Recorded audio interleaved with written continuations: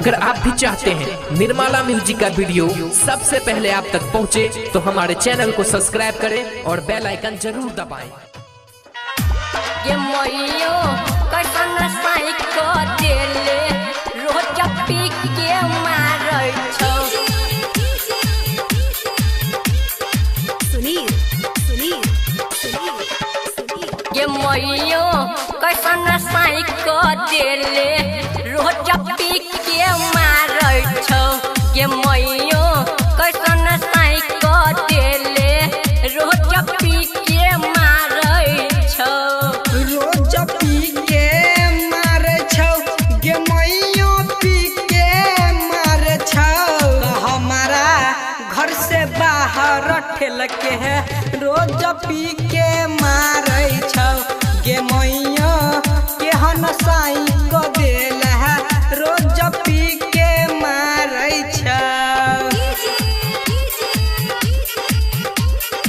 सुनील सुनील सुनील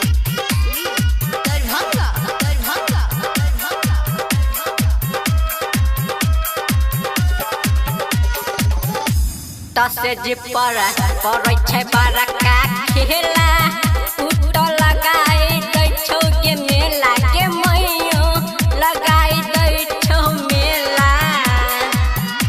तसे जपार करे छौ बड़का खेला उत लगाई दै छौ गे मेला गे मैयो लगाई दै छौ गे मेला। तो हमारा से प्यार ने कहियो करै छौ रोज पी के आबै छौ के मैयो कैसन मरद क देले रोज पी के मारै छौ।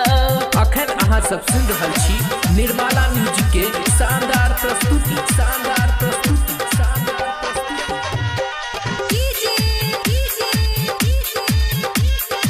सुनील सुनील सुनील तो हमारा देह के गर्दा उड़ेलक उने घर के नहीं श्रद्धा पूरेलक गे मैया घर के नहीं श्रद्धा पूरेलक। तो हमारा देह के गर्दा उड़लक उत दे पर के लाठी चललक गे मैयो देह पर लाठी तोड़लक। तो गायक मुकेश दीपू के संग में है रोज पी के आबै छौ। तो गायक मनो